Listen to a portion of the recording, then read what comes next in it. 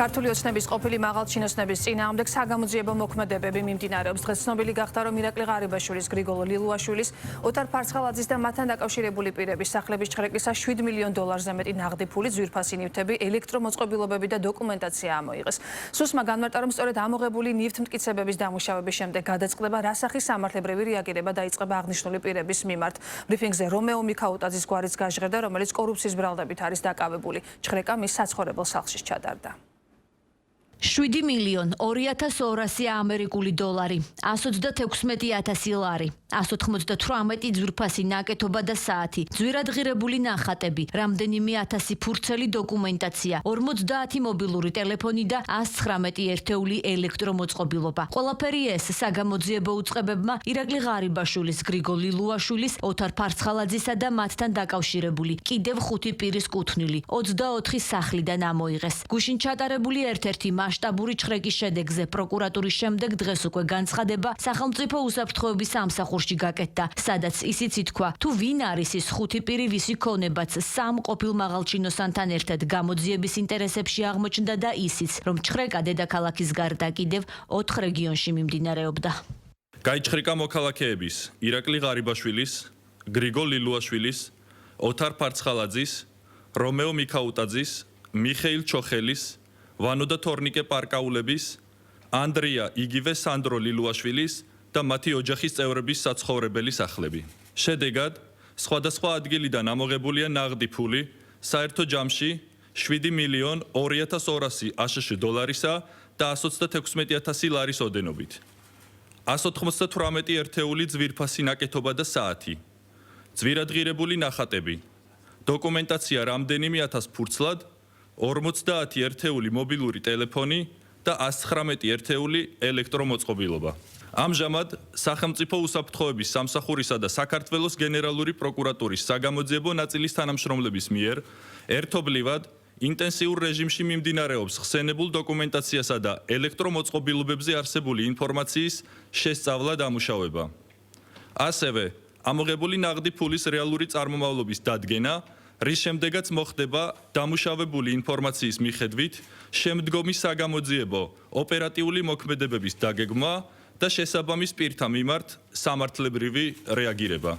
როგორც ირკვევა, ჩხრეკა სისხლის სამართლის რამდენიმე საქმეზე მიმდინარე გამოძიებას უკავშირდება. ცნობილია, რომ ამ საქმეებს გენერალური პროკურატურა და სუსის 2 დეპარტამენტი, მათ შორის ანტიკორუფციული დეპარტამენტი იძიებს. თუმცა, რა იქნება საგამოძიებო უწყებების შემდეგი ნაბიჯი, როგორც სახელმწიფო უსაფრთხოების სამსახურში ითქვა, იმაზეა დამოკიდებული, რა გამოიკვეთება ამოღებული დოკუმენტაციისა თუ ელექტრომოწყობილობების შესწავლისა და ფულის წარმომავლობის დადგენის შედეგად. ამ დროის მონაცემებით არც ღარიბაშვილი, არც ლილუაშვილი და არც ფარცხალაძე დაკავებულები არ არიან. განსხვავებით მაგალითად რომეო მიქაუტაძისგან, რომელიც სამართალდამცავებმა ჯერ კიდევ ივნისში დააკავეს კორუფციის ბრალდებით. არაფერია ცნობილი დანარჩენი 4 პირის თაობაზე. არც მათ და არც ყოფილ მაღალჩინოსნებს ბოლო 2 დღის განმავლობაში მედიასთან არ უკონტაქტიათ. თუმცა ვიდრე რომელიმე მათგანი მედიასთან კომუნიკაციას გადაწყვეტს, მანამდე ყოფილი მაღალჩინოსნების სახლებში ჩატარებული ჩხრეკა და ჩხრეკის შედეგი მთავარი შეფასებების თემაა პოლიტიკურ სპექტრში. ოპოზიციაში ამბობენ, რომ მათ არაფერი უკვირთ, რადგან დიდი ხანია საუბრობენ კორუფციაზე. კიდევ ერთხელ გამოჩნდა, რომ წლების მანძილზე ჩვენს ნაციონალურ მოძრაობის ოპოზიციის სხვა წარმომადგენლებს აბსოლუტურად სწორს ვიძახდით, როცა საუბრობდით, რომ მთელი ასე ვთქვათ კოლექტივი ივანიშვილის და მისი ბანდა იყო კორუმპირებული, ჩართული სხვადასხვა დანაშაულებში, უბრალოდ როცა კლანურ ბრძოლას დაჭირდა, მაშინ გამოჩნდა ზედაპირზე ეს ყველაფერი, რაზეც ჩვენ ღიად საუბრობდით და მათ შორის მიმართავდით შესაბამის ინსტიტუციებს, უბრალოდ ეს გახლავთ გამოხატულება იმ შიდა კლანური დაპირისპირების, რომელიც ავტორიტარიზმის ამ ეტაპზე მოხდა ბანდის შიგნით და ეს არის სამწუხაროდ მათთვისაც ყველა ხუცის ბედი მომავალში. გამოძიების შედეგების მოლოდინშია მმართველი გუნდი, სადაც ამბობენ, რომ მათ შორის გუშინ ჩატარებული ჩხრეკები და საგამოძიებო უწყებების მხრიდან ჩატარებული ღონისძიებები მოწმობს იმას, რომ ხელისუფლების ერთ-ერთი მთავარი პრიორიტეტი კორუფციასთან ბრძოლაა და ამ ფონზე პოლიტიკოსობა თუ პოლიტიკური თანამდებობა ინდულგენციად ვერავისთვის იქცევა. არანაირი კორუფცია, არანაირი გამდიდრება მით უმეტეს ბიუჯეტის და ხალხის ხარჯზე. ეს იყო ჩვენი პრინციპი, ამ პრინციპს დავიცავ და ამ პრინციპით ვართ მოწინავეთა შორის სოფლიოში კორუფციის წინააღმდეგ ბრძოლაში.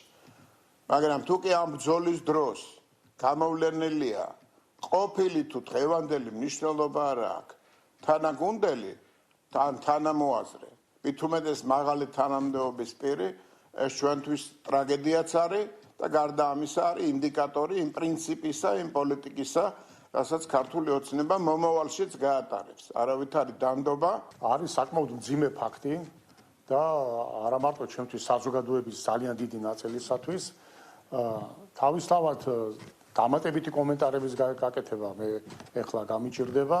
ყოველ შემთხვევაში ჩვენ ყველა უნდა დაველოდოთ იმას თუ რა გაგრძელება ექნება გამოძიების მხრიდან ამ მიმდინარე პროცესს. ირაკლი ღარიბაშვილი პოლიტიკიდან 2024 წლის აპრილში წავიდა. ბოლოს ის პარტია ქართული ოცნების თავმჯდომარე იყო, თუმცა მანამდე ორგზის იკავებდა პრემიერ-მინისტრის თანამდებობას. პირველად 2013-2015 წლებში, მეორედ კი 2021 წლის თებერვლიდან 2024 წლის იანვრამდე. გარდა პრემიერ-მინისტრობისა, ღარიბაშვილი იკავებდა შინაგან საქმეთა მინისტრის თანამდებობასაც. 6 წლის განმავლობაში ებარა სახელმწიფო უსაფრთხოების სამსახურის უფროსის თანამდებობა გრიგოლ ლილუაშვილს. სამსახური მან 2025 წლის აპრილში დატოვა. მაშინ ითქვა, რომ რეგიონული განვითარების სამინისტროსთვის უნდა ეხმძღვანელა, თუმცა მოგვიანებით გაირკვა, რომ პრემიერ-მინისტრთან საკადრო საკითხებზე შეუთანხმებლობის გამო ის პოლიტიკური თანამდებობის გარეშე დარჩა. 47 დღით იყო მთავარი პროკურორი ოთარ ფარცხალაძე 2013 წლის 7 ნოემბრიდან 30 დეკემბრამდე. ფარცხალაძე იმ სანქცირებულ პირთა შორისაა, ვის მიმართაც ეს ზომა 2023 წელს ამერიკის შეერთებულმა შტატებმა გამოიყენა რუსული კავშირების მიზეზით. ამავე წელს პრეზიდენტის ხელმოწერით შეუწყდა საქართველოს მოქალაქეობაც.